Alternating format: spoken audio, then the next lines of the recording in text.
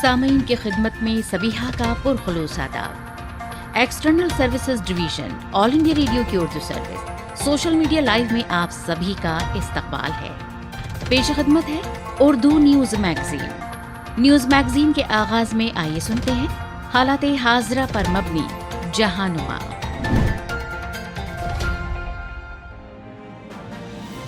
جہانما کے منتخبہ موضوعات میں شامل ہیں: امریکی حکومت اور 48 ریاستوں نے اعتماد شکنی کے لیے فیس بک پر دائر کیا مقدمہ، یورپی یونین کے ساتھ اچھا معاہدہ اب بھی ممکن، برطانوی وزیر اعظم کا بیان، سینیٹ الیکٹورل کالج کا خاتمہ، پی ڈی ایم کا لائعمل، مولانا فضل الرحمان کا بیان، پاکستانی وزارت دفاع کو اعلیٰ افسران کی آمدنی اور اثاثے کی معلومات فراہم کرنے کی ہدایت، اور رشتوں میں مزید بہتری کے ساتھ بھارت اور نیپال کے درمیان پروازیں شروع کرنے کا فیصلہ۔ امریکی حکومت اور 48 دیگر ریاستوں اور ضلعوں نے فیس بک پر چھوٹے حریفوں کو کچلنے کے لیے سوشل نیٹ ورکنگ میں اپنے اثر و رسوخ کا غلط استعمال کرنے کا الزام عائد کیا ہے۔ اے پی نیوز میں شائع ایک رپورٹ کے مطابق فیڈرل ٹریڈ کمیشن اور نیو یارک اٹارنی جنرل کے ذریعے اعلان کیا گیا اعتماد شکنی سے متعلق یہ مقدمہ ٹیک اداروں کے خلاف دائر کیے جانے والا اس برس کا دوسرا مقدمہ ہے۔ اس سے قبل اکتوبر میں محکمہ انصاف نے آن لائن سرچ اور ایڈورٹائزنگ میں اپنی برتری کا غلط استعمال کرنے پر گوگل کے خلاف مقدمہ دائر کیا تھا۔ خیال ہے کہ کانگریس اور وفاقی حکام کی جانب سے امیزون اور ایپل کے خلاف بھی مبینہ طور پر عدم مسابقتی سلوک کے الزامات کی تحقیقات جاری ہیں۔ اخبار لکھتا ہے کہ نیو یارک اٹارنی جنرل نے پریس کانفرنس سے خطاب کرتے ہوئے کہا کہ یہ کافی اہم ہے کہ اعتماد شکنی کے اس طرح کے عمل کے لیے کمپنیوں کے خلاف پابندیاں عائد کی جائیں اور بازار میں اعتماد کی فضا قائم کی جائے۔ اخبار میں شائع رپورٹ کے مطابق فیڈرل ٹریڈ کمیشن نے یہ الزام بھی عائد کیا ہے کہ ٹیکنالوجی کے مارکیٹ سے اپنے حریفوں کو باہر کرنے کے لیے فیس بک ایک منظم حکمت عملی پر کام کر رہا ہے، جس میں 2012 میں انسٹاگرام اور 2014 میں واٹس ایپ جیسی کمپنیوں کی خرید کا لائحہ شامل ہے۔ خیال ہے کہ فیڈرل ٹریڈ کمیشن نے 2019 میں رازداری کی خلاف ورزی کے معاملے میں فیس بک پر $5 بلین کے جرمانہ عائد کیا تھا اور اس کے کاروبار پر کچھ پابندیاں بھی عائد کی تھی۔ فیس بک نے امریکی حکومت کی کارروائی کو ایسی ترمیم پسند تاریخ قرار دیا ہے جس میں کامیاب کاروبار کو سزاوار قرار دیا جاتا ہے۔ برطانوی وزیر اعظم بورس جانسن کا کہنا ہے کہ مابعد بریگزٹ تجارتی معاہدہ اب بھی ممکن ہے۔ برسلز میں صدر یورپی کمیشن ارسولا وان ڈر لے ان سے ملاقات کے لیے روانہ ہونے سے قبل بورس جانسن نے اس امید کا اظہار کیا کہ یورپی کمیشن کے صدر سے اس پر تفصیلی بات ہوگی اور یہ کہ ایک بہتر معاہدہ طے پانا اب بھی ممکن ہے۔ لیکن برطانوی وزیر اعظم نے یورپ کی ان کوششوں کو نشانہ بناتے ہوئے کہ برطانیہ 1 جنوری کے بعد بھی مسابقت کے ضابطے کا پاس رکھے گا، کسی پیش رفت کی امید کا اظہار نہیں کیا۔ اس بات چیت کی سب سے بڑی رکاوٹ سب کو یکسر مواقع کی فراہمی ہے، یہاں تک کہ یورپی یونین سمندر میں برطانیہ کی ماہی گیری والے حصے تک رسائی حاصل کر سکتا ہے۔ برطانوی وزیر اعظم کے مطابق برسلز کی تجویز کا مطلب یہ ہے کہ برطانیہ دنیا کا وہ واحد ملک ہوگا جو سمندر میں اپنے ماہی گیری والے حصے پر خود مختار کنٹرول نہیں رکھے گا۔ بورس جانسن کا کہنا تھا کہ معاہدہ طے پائے یا نہ پائے لیکن برطانیہ ترقی اور خوشحالی کی راہ پر گامزن ہوگا۔ خیال رہے کہ برطانیہ یورپی یونین کی رکنیت پر کیے جانے والے ریفرنڈم کے تقریباً 4 برس بعد 31 جنوری کو ہی الگ ہو چکا ہے۔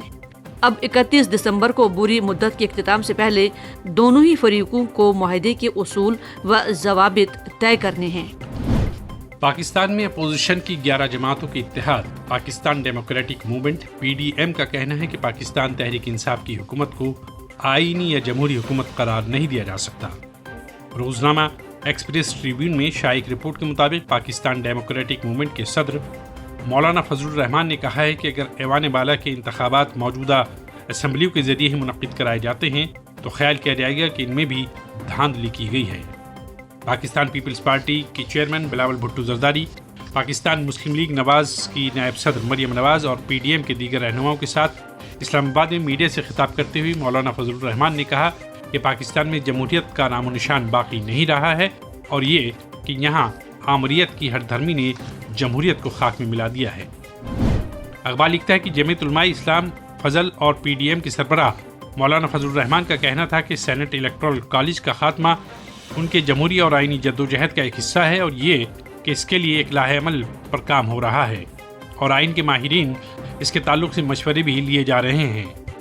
خیال رہے کہ ان کا یہ بیان اس اعلان کے بعد آیا ہے جس میں کہا گیا ہے کہ پی ڈی ایم میں شامل تمام پارٹیوں کے ارکان پارلیمان پاکستان تحریک انصاف کی حکومت کے خاتمے کے لیے 31 دسمبر کو اپنے اپنے پارٹی سربراہان کو اپنا استعفیٰ سونپ دیں گے۔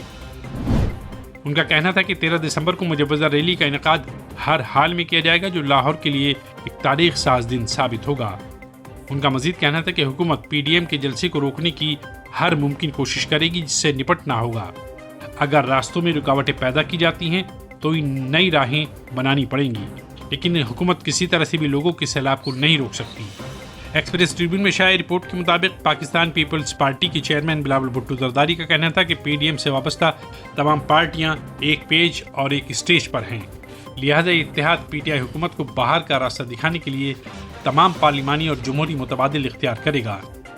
اس موقع پر پاکستان مسلم لیگ کی نائب صدر مریم نواز کا کہنا تھا کہ دسمبر 13 کی ریلی کا انعقاد مینار پاکستان کے مقام پر ہی ہوگا اور یہ کہ کسی بھی قیمت پر جگہ تبدیل نہیں کی جائے گی۔ دوسری جانب لاہور سٹی ڈسٹرکٹ انتظامیہ نے پی ڈی ایم کو مینار پاکستان پر کسی بھی قسم کے عوامی جلسے کو منعقد کرنے کی اجازت دینے سے انکار کر دیا ہے۔ پاکستان انفارمیشن کمیشن PIC نے وزارت دفاع سے کہا ہے کہ مسلح افواج کے افسران کی آمدنی، انکم ٹیکس، اثاثے، مرات، سبکدوشی کے بعد ملنے والے فوائد اور ان کو فراہم کیے جانے والے پلاٹ وغیرہ سے متعلق معلومات عوامی معلومات ہیں، نہ کہ حساس معلومات۔ روزنامہ ڈان کی ایک رپورٹ کہتی ہے کہ وزارت دفاع کے لیے پاکستان انفارمیشن کمیشن کی یہ رہنما ہدایات وومنز ایکشن فورم اور دیگر شہریوں کے ذریعے دائر کی گئی۔ ان 34 عرضیوں پر فیصلوں کے بعد آئی ہیں۔ رپورٹ کے مطابق ان لوگوں نے پہلے وزارت دفاع سے ان تمام معلومات کے بارے میں درخواست کی تھی، لیکن وزارت دفاع نے معلومات کے اشتراک کی عرضی مسترد کر دی تھی۔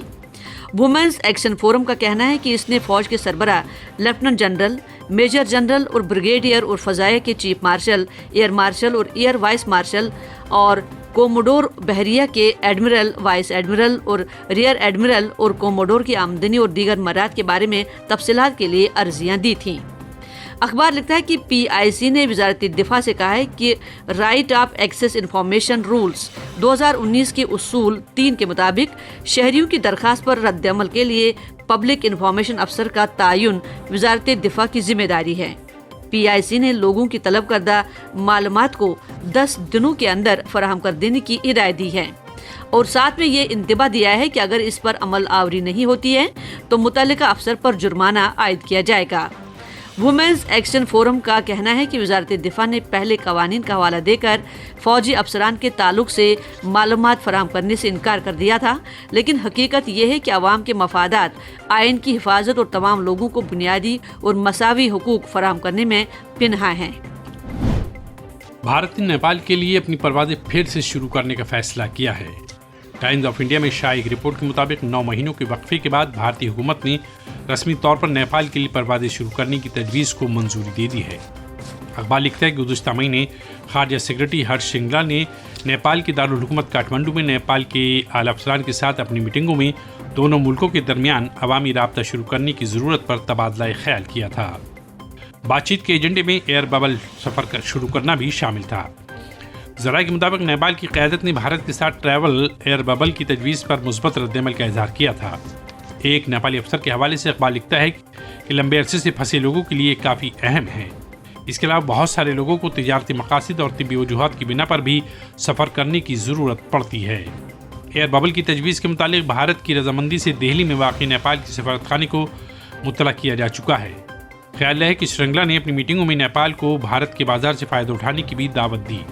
انہوں نے اس بات کی بھی یقین دہانی کرائی کہ جیسے ہی کووڈ-19 کی ویکسین تیار کر لی جاتی ہے، بھارت نیپال کی ضرورتوں کو بھی ترجیحات میں شامل رکھے گا۔ ابھی آپ سن رہے تھے حالات حاضرہ پر مبنی جہنما۔ ایکسٹرنل سروسز ڈویژن آل انڈیا ریڈیو کی اردو سروس سے ہم آپ سے مخاطب ہیں۔ اب پیش خدمت ہے آج کی بات۔ اپنے ہمسایہ ممالک کے ساتھ کشیدہ تعلقات رکھنے اور ان ممالک میں دراندازی کرنے والے ممالک کی فہرست مرتب کی جائے تو پاکستان کا نام سر فہرست ہوگا۔ اپنے ہمسایہ ممالک میں پاکستان کے ذریعے दरअंदाजी और दहशतगर्दाना कार्रवाइयों की एक तवील तारीख रही है। ईरान हो, अफगानिस्तान हो, चीन हो या हिंदुस्तान, पाकिस्तान का कोई भी हमसाया मुल्क इसकी शरअंगेजियों से महफूज नहीं रहा है। अफगानिस्तान में पाकिस्तान की मुदाखलत से कौन वाकिफ नहीं है। आज अफगानिस्तान को जिन मसाइल का सामना है उनमें से बेशतर मसाइल के लिए पाकिस्तान और इसकी खुफिया एजेंसी ISI ही जिम्मेदार है। ईरान में दहशतगर्द तंजीमों को भी पाकिस्तान ही की शय हासिल है। चीन, जिसे पाकिस्तान अपना देरीना दोस्त कहते नहीं थकता है, वो भी दबी जुबान से पाकिस्तान से मुतालबा करता रहता है कि पाकिस्तान इसके मुल्क में शिद्दत पसंदों की हिमायत बंद करे। बांग्लादेश, जो कभी पाकिस्तान का हिस्सा था और अब एक आज़ाद मुल्क है, उससे भी एक अरसे तक पाकिस्तान की शरअंगेजियों का सामना रहा है। जहाँ तक हिंदुस्तान का ताल्लुक है तो हिंदुस्तान में दहशतगर्दी के जो भी वाक़यात होते हैं, पाकिस्तान का उनसे बिलवास्ता या बरह रास्त ताल्लुक ज़रूर होता है। पाकिस्तान की इन शरअंगेजियों का सीधा और शदीद तरीन असर जम्मू कश्मीर के अवाम पर होता है, जहाँ आए दिन पाकिस्तान अपने मज़मूम अज़ाइम की तकमील में कोशा रहता है।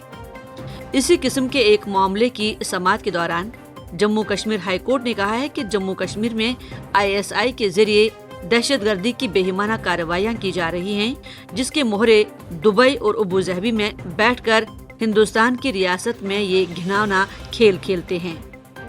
अदालत ने ये बात दहशतगर्दी की हालिया वारदात के तनाजुर में कही, जिसकी तायीद रियासत के हालात और इनके हवाले से जो मौजूद शवाहिद करते हैं। ये बात गौरतलब है कि पाकिस्तान ये वारदात हिंदुस्तान और दीगर ममालिक में तब अंजाम दे रहा है जब FATF जैसे इदारों की नज़र पाकिस्तान की जानिब है और पाकिस्तान का नाम पहले से ही इसकी ग्रे लिस्ट में है। इन इदारों को धोखा देने की गर्ज से पाकिस्तान गाहे गाहे कुछ ऐसी कार्रवाइयाँ करता रहा है जिससे इन इदारों को महसूस होने लगता है कि मुमकिन है पाकिस्तान की ये कोशिशें संजीदा हों, लेकिन कुछ ऐसा होता नहीं है।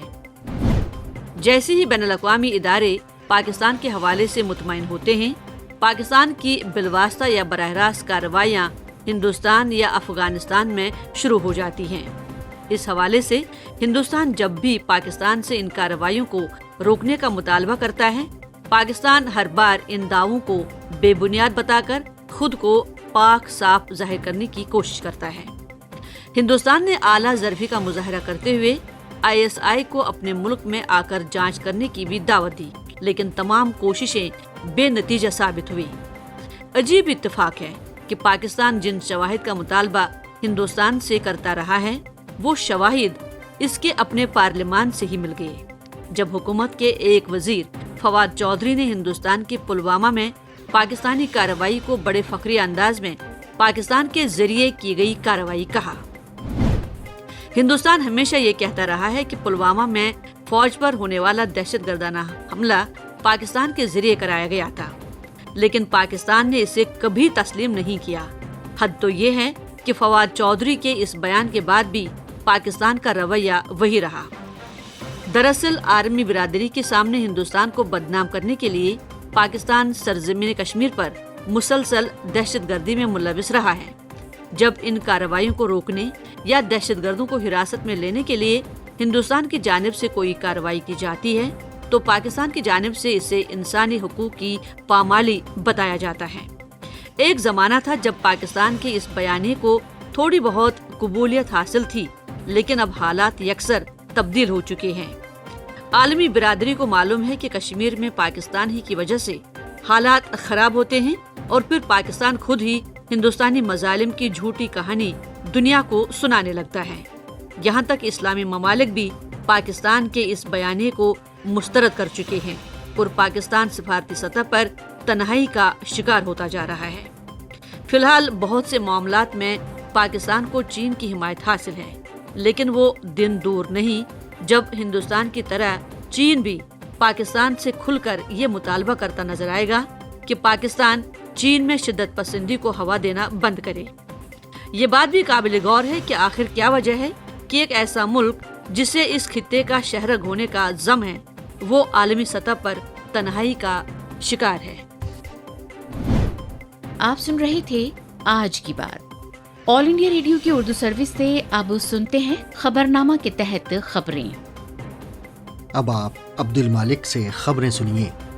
वजीर आज़म नरेंद्र मोदी ने कौमी राजधानी में पार्लियामेंट की नई इमारत का संग बुनियाद रखा। जम्मू कश्मीर में 5वें मरहले के डीडीसी इंतखाबात की वोटिंग पुरअमन तौर से मुकम्मल हो गई। माहौलियात के वजीर प्रकाश जावड़ेकर ने कौमी राजधानी में आलूदगी को कम से कम सतह पर लाने के लिए तामीराती और इन्हदामी कार्रवाइयों वाले मकामात पर मलबे और कचरे के बंदोबस्त से मुतालिक ज़ाब्तों की सख्ती से पाबंदी करने को कहा है।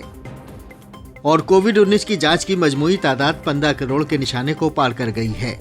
कोरोना से शिफायाबी की कौमी शरह बढ़कर 94.74% हो गई है। अब खबरें तफसील से। वजीर आज़म नरेंद्र मोदी ने आज संसद मार्ग पर पार्लियामेंट कॉम्प्लेक्स में पार्लियामेंट की नई इमारत का संग बुनियाद रखा। इस मौके पर मज़कूरा मकाम पर मजहबी रसूमात अदा की गईं। लोकसभा के स्पीकर ओम बिरला, वजीर दाखिला अमित शाह, वजीर दिफा राजनाथ सिंह, पार्लियामानी उमूर के वजीर प्रहलाद जोशी, मकानात की तामीर और शहरी उमूर के वजीर हरदीप सिंह पुरी, राज्यसभा के नायब सदर नशीं हरिवंश नारायण सिंह और दीगर कई मरकजी वज़राए मुमलिकत, पार्लियामेंट के अरकान और दीगर अहम शख्सियात भी इस मौके पर मौजूद थीं। ये नई इमारत आत्मनिर्भर भारत विजन का एक फितरी हिस्सा है। ये आज़ादी के बाद अवामी पार्लियामेंट की तामीर का पहला तारीखी मौका होगा। नई पार्लियामेंट 2022 में आज़ादी की 75वीं सालगिरह में नए भारत की ज़रूरियात और उमंगों के ऐन मुताबिक होगी। नई इमारत 971 करोड़ रुपए की लागत से बनाई जा रही है, जिसमें मौजूदा पार्लियामेंट हाउस के मुकाबले ज़्यादा कमेटी रूम्स और सियासी पार्टियों के दफातर होंगे। पार्लियामेंट की नई इमारत जदीद और तवानाई के कम खर्च वाली होगी और इस मुसल्लस शक्ल वाली इमारत में सिक्योरिटी की पुख्ता सहूलियात होंगी। ये नई इमारत मौजूदा पार्लियामेंट से मुल्क तामीर की जाएगी। लोकसभा के मौजूदा साइज से 3 गुना और राज्यसभा से भी खातिर ख्वाह बड़ी होगी। इस इमारत की तामीर में ग्रीन टेक्नोलॉजी का इस्तेमाल किया जाएगा और ये माहौलियात के मुवाफिक तौर तरीक़ों वाली इमारत होगी, जिससे रोजगार के मौके पैदा होंगे और ये इक्तिसादी तौर पर वलवला अंगेज साबित होगी। वज़ीर आज़म नरेंद्र मोदी ने कहा है कि तारीखी वाईफाई एक्सेस नेटवर्क इंटरफेस यानी PM वानी स्कीम, जिसे कल काबीना ने मंजूरी दी है, टेक्नोलॉजी की दुनिया में इनकलाब पैदा कर देगी और भारत के तूल और अर्ज में वाईफाई की दस्तयाबी में काबिल कद्र बेहतरी पैदा करेगी। जनाब मोदी ने एक ट्वीट में कहा है कि ये कारोबार में आसानी और रहन सहन में आसानी को मजीद फरोग देगी। उन्होंने कहा कि स्कीम छोटे दुकानदारों को वाईफाई खिदमात फराहम करने के काबिल बनाएगी। वज़ीर आज़म ने कहा कि इससे आमदनी में इजाफा होगा और इसके साथ ही इस बात को यकीनी बनाया जा सकेगा कि नौजवानों को बिला रुकावट इंटरनेट कनेक्टिविटी दस्तयाब हो। ये डिजिटल इंडिया मिशन को भी मुस्तहकम करेगी। काबीना ने कल किसी लाइसेंस फीस के बगैर पब्लिक डेटा ऑफिस के जरिए आवाम को वाईफाई खिदमात फराहम करने की खातिर वाईफाई नेटवर्क कायम करने को मंजूरी दी है। मवासलात और IT के वजीर रवि शंकर प्रसाद ने कहा है कि ये स्कीम मुल्क में सरकारी वाईफाई नेटवर्क को फरोग देगी और इससे मुल्क में वाईफाई का एक इनकलाब पैदा होगा। जनाब प्रसाद ने कहा कि काबीना ने कोची और लक्षद्वीप जजायर के दरमियान जेर समुंदर ऑप्टिकल फाइबर केबल कनेक्टिविटी की फराहमी को भी मंजूरी दी है। माहौलियात के वजीर प्रकाश जावड़ेकर ने तमाम एजेंसियों से कहा है कि वो कौमी राजधानी में तामीराती और इन्हदामी कार्रवाइयों में मलबे और कूड़े करकट के बंदोबस्त के ज़ाब्तों और गर्दो गुबार के मौसर बंदोबस्त को यकीनी बनाएं। जनाब जावड़ेकर ने कहा कि तमाम मुतालिका एजेंसियों को दिल्ली में आलूदगी के चैलेंज से निपटने के लिए मिलकर काम करना होगा।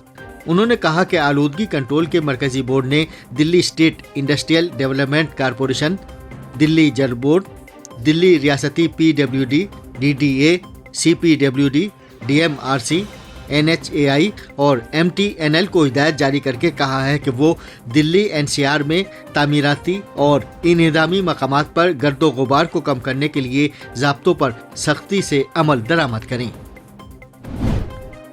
जम्मू कश्मीर में ज़िला तरक्याती कौंसिल DDC के इंतखाबात के 5वें मरहले के लिए खुश उसलूबी से वोट डाले गए। पोलिंग सुबह 7 बजे शुरू हुई थी, जो दोपहर 2 बजे ख़त्म हो गई। पोलिंग की शुरुआत के पहले 4 घंटे में ही पूरे जम्मू और कश्मीर डिवीजनों में 26% से ज़्यादा पोलिंग दर्ज की गई। इस मरहले में 37 सीटों के लिए वोटिंग हुई, जिनमें से 17 सीटें कश्मीर डिवीजन में और 20 सीटें जम्मू डिवीजन में हैं। कश्मीर डिवीजन में 17 सीटों के लिए 30 खवातीन समेत 155 उम्मीदवार चुनाव मैदान में थे, जबकि जम्मू डिवीजन की 22 सीटों के लिए 40 खवातीन समेत 144 उम्मीदवार अपनी सियासी किस्मत आजमा रहे थे। अभी तक डीडीसी के 190 हलकों में पोलिंग हो चुकी है, जबकि बाकी 90 हलकों में 3 मरहलों में वोट डाले जाएंगे। वोटों की गिनती 22 दिसंबर को होगी। आज ही सरपंच की 58 खाली सीटों और पंच के 218 सीटों के ज़िमनी चुनाव भी हुए। कोरोना वबा के पेश नज़र राय दहिंदगान समेत तमाम मुतालिका फरीकों की हिफाजत को यकीनी बनाने की गरज से खातिर ख्वाह इंतजाम किए गए।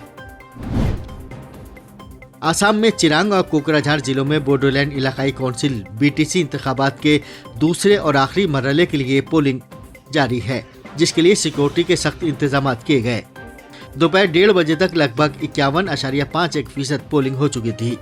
इस मरहलों के तहत 19 सीटों के लिए वोट डाले जा रहे हैं। वोटों की गिनती शनिचर को होगी। ये खबरें ऑल इंडिया रेडियो से नश्र की जा रही हैं। भारत में पिछले 24 घंटे में कोविड-19 के 31,522 नए मामले सामने आए हैं, जिसके साथ ही मुल्क में इस बीमारी के कुल केसों की तादाद बढ़कर 97,67,372 तक पहुंच गई है। सेहत की वजारत ने कहा है कि गुज़िश्ता 24 घंटे में 412 अफराद की मौत हुई है, जिसके बाद इस बीमारी से मरने वालों की तादाद बढ़कर 1,41,772 हो गई है, जबकि मुल्क में इस वक्त 3,72,293 मरीज जेर इलाज हैं। सेहतयाब होने वालों की कुल तादाद 92,53,306 हो गई है। इसके साथ ही शिफायाबी की शरह बढ़कर 94.74% तक पहुंच गई है। भारत ने आलमी वबा के खिलाफ लड़ाई में एक और संग मील तय किया है। कोविड-19 टेस्ट की मजमूई तादाद आज 15 करोड़ के निशाने को पार कर गई। गुज़िश्ता 24 घंटे के दौरान 9,22,000 नमूनों की जांच की गई। मरकजी वजारत सेहत ने कहा है कि गुज़िश्ता 10 दिन में 1 करोड़ कोविड टेस्ट किए गए। लगातार बड़े पैमाने पर जांच के नतीजे में पॉजिटिव केसों की शरह घट रही है।